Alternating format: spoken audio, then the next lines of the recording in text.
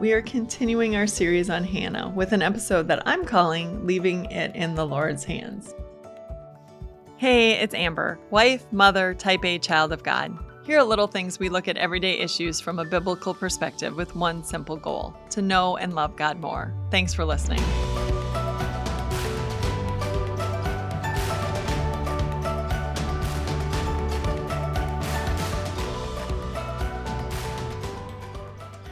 Now, if you joined me last time, you remember that Hannah was one of two wives married to Elkanah. The other wife, Peninnah, had children. Hannah did not. And Peninnah took it upon herself to make Hannah's life miserable. She just taunted her and provoked her and made her weep.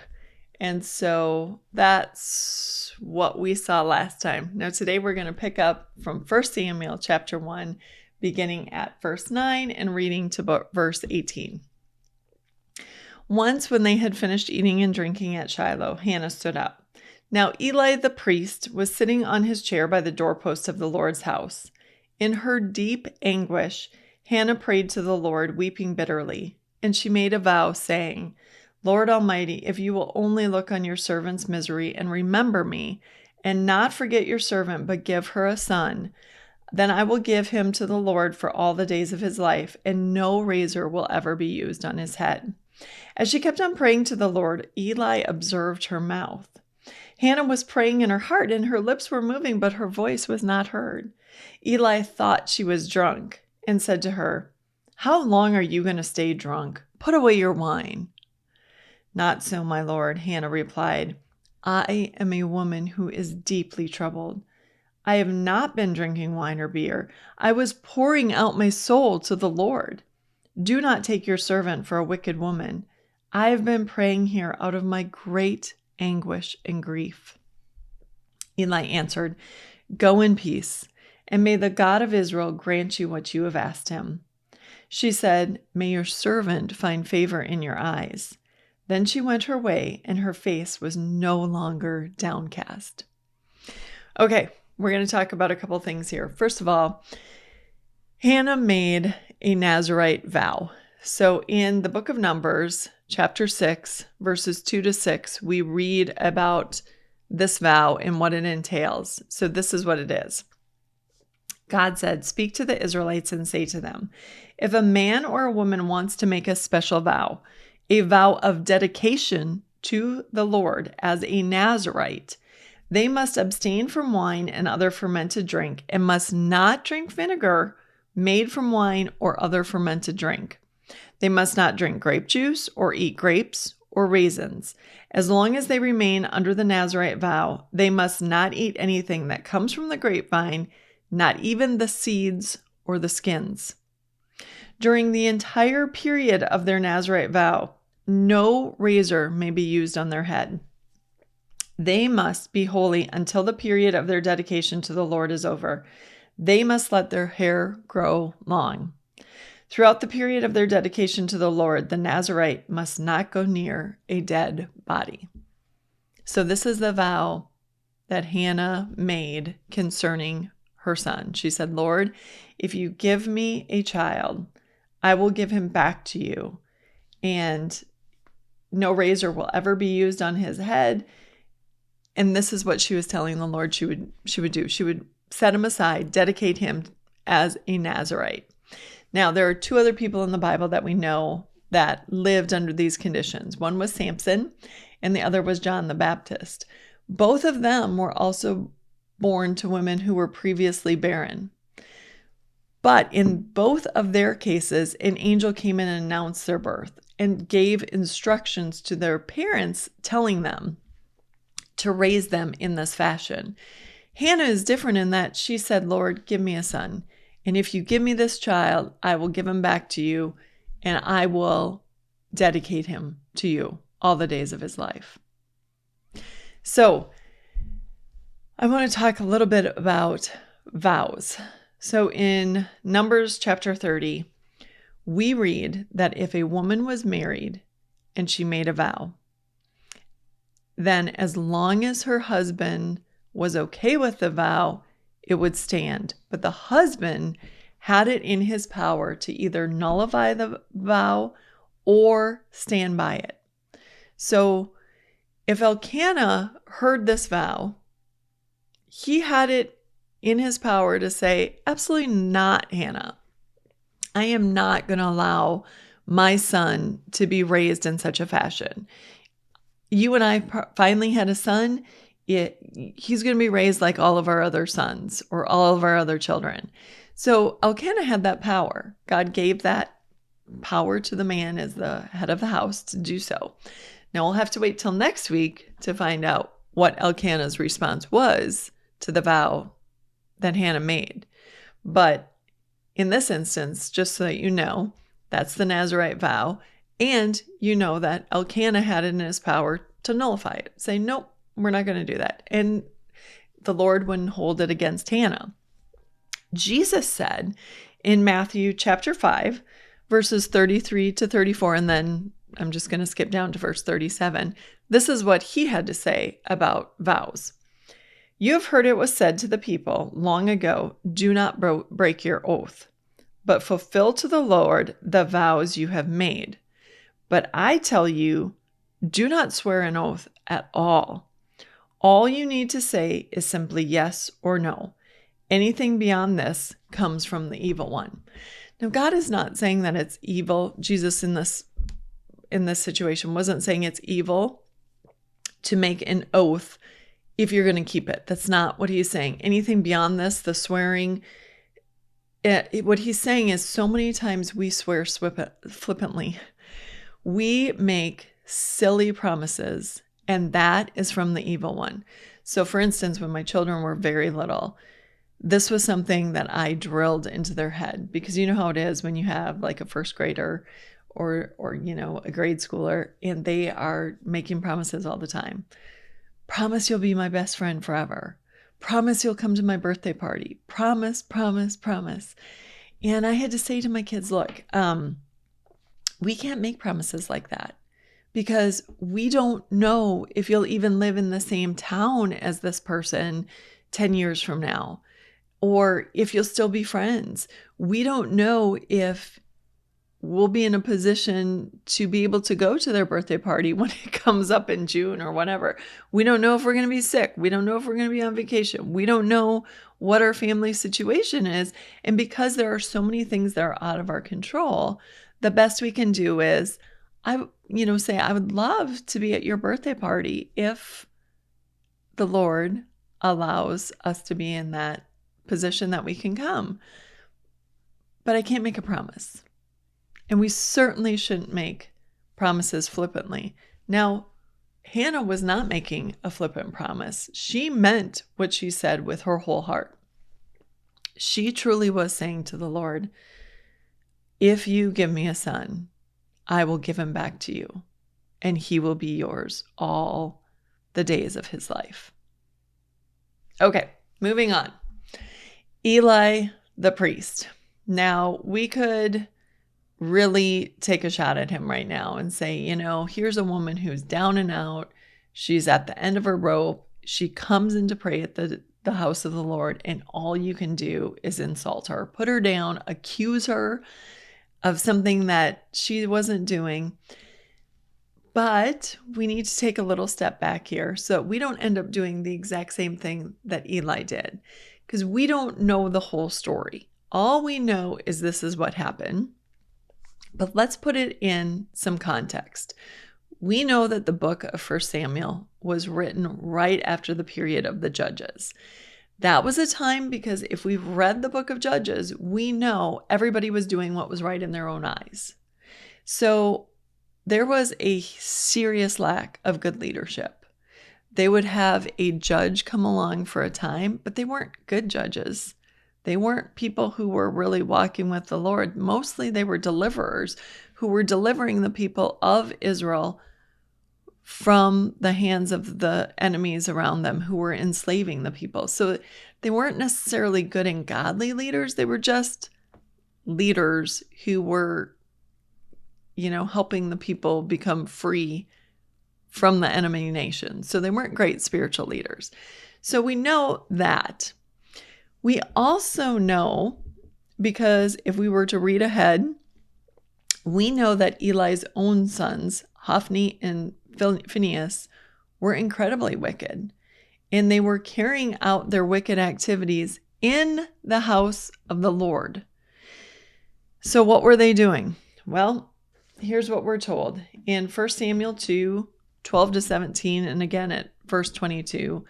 We're told that among the things that they were doing, they were taking portions of the sacrificed animals that they weren't entitled to. So they were greedily saying, I want this, and I want this, and you have to give me this. They kept worshipers from bringing their sacrifices according to God's direction. And they threatened to use force on anyone who protested. So they said, no, you can't do it this way. You have to do it this way. And if someone was like, but hey, wait, we were always told, or this is what God says, they're like, force. We know that they seduced and slept with the women who worked at the entrance to the tent of meeting. And we know that all this led to the people having sort of a sour idea about worship and the priesthood in general. So Eli knew there was a great deal of wickedness going on at the house of the Lord. And in fact, one of the things that God holds against Eli is that he allowed this to go on. He did rebuke his sons, but they kept doing what they wanted to do. So with that in mind, maybe it wasn't all that unusual to see drunk people wandering in and out of the house of the Lord. We don't know. But what we want to make sure to do is not do what Eli did. And that's a really important lesson for us in general. So many times things look like one thing, but that's not the whole story. And it's really important that we don't jump to conclusions. Martin Luther, in his explanation of the Eighth Commandment, said that we should take our neighbors' words and actions in the kindest possible way. So even if it looks like this, instead of accusing someone that they have definitely done this, how much better to ask? To say, man, this sort of looks like this, but I don't want to accuse you of something that you're not doing. So let me just ask, is this really what's going on? Or is there more to the story? Or what's happening right now? That's really important. Now, Eli teaches us another important lesson, though, because while sometimes we may want to get to the bottom of the story, there are other times that we just maybe don't need to pry and we don't need to probe. So when Hannah responds to Eli by saying, look, I'm not drunk. I am desperately crying out to God. Eli responds with this beautiful blessing, saying, go in peace, and may the God of Israel grant you whatever you have asked of him. He didn't even know what Hannah was praying for. He didn't know what her situation was. And so he blessed her and said, may God grant it, without even knowing. That was a huge lesson to me way back a long time ago when I started studying this account, because I realized that there are so many people in my life that, you can tell at times that they're having a bad go. They either look a little disheveled or things don't seem like they're maybe going great. You can tell in how a husband and wife maybe walk into church, or how the kids are responding, that it's maybe been a tough week. And, we don't need to go know all the ins and outs of it. We can pray for those people and encourage them without even knowing. It is a simple thing. I specifically remember multiple times that older women came up to me after church and just gave me encouragement and said, how are you doing? And I would say something like, it is really a lot of work. And they would say, yes, it is. And, try to keep the important things in mind. I know that we get caught up in all the things and we want all the things, but just try to keep the important things in mind and don't worry about everything. You can't do everything. So it's okay. I even had one woman bring me an article from a paper one time and just really try to encourage me and support me and help me. And so those are important things to remember. We don't have to pry. We don't have to probe. We can give blessing and encouragement and pray for these people without knowing the particulars, because we know that God knows exactly what is going on. The way that this ends is that Hannah said to Eli, may I find favor in your eyes, which she had once Eli understood what was going on. And then we're told that her face was no longer downcast. She had taken her great pain and anguish. She had gone to the house of the Lord. She had prayed. And she gave it to God. God has huge shoulders. He can handle all the things that we can't. I like to say with the passage, come to me, all you who are weary and burdened, and I will give you rest. Take my yoke upon you, and learn from me. I like to say in that passage, the truth is the reason we want to be yoked to Jesus is because he does all the work and we get to walk with him. So it's not a matter of, God carries half the weight and we carry half the weight. When we are yoked together with God, he's doing all the heavy lifting and he can carry what we can't. So when we pour out our heart to God in faith, we can know that we have just put the situation in the best hands possible. We don't have to do any more. We can be like Hannah. It's done. I've handed it to God, and whatever happens from here on out, it's up to his discernment. He in his wisdom will determine how he will answer this prayer. And if he will give me what I ask, or if he will give me something better, or if he will say not yet, or if he will give me the strength, it doesn't matter. It's in his hands now. Beautiful way to live. And this is something that we need to help our friends, our Christian friends, to do. I have a friend who has really been struggling with something for a while now. It's gone on. It's much like Hannah, year after year. And she struggles so much with anxiety and worry about how this is going to end.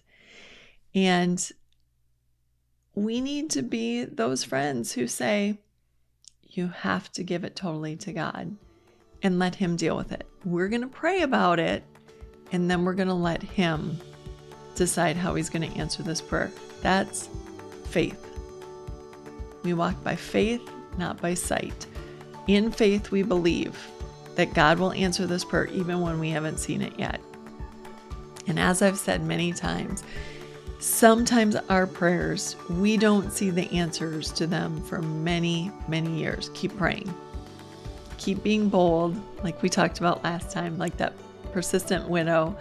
Keep going to God, being bold in prayer, handing the situation to him, and then whatever he decides, we know it will be good because he promises to work all things for the good of those who love him. We love him, then like a good father, he's going to respond in the best ways. All right, next week we're going to continue on, see how the episode, the account of Hannah concludes in 1 Samuel. Come back then. This has been Little Things, because in God's kingdom, the little things are the big things.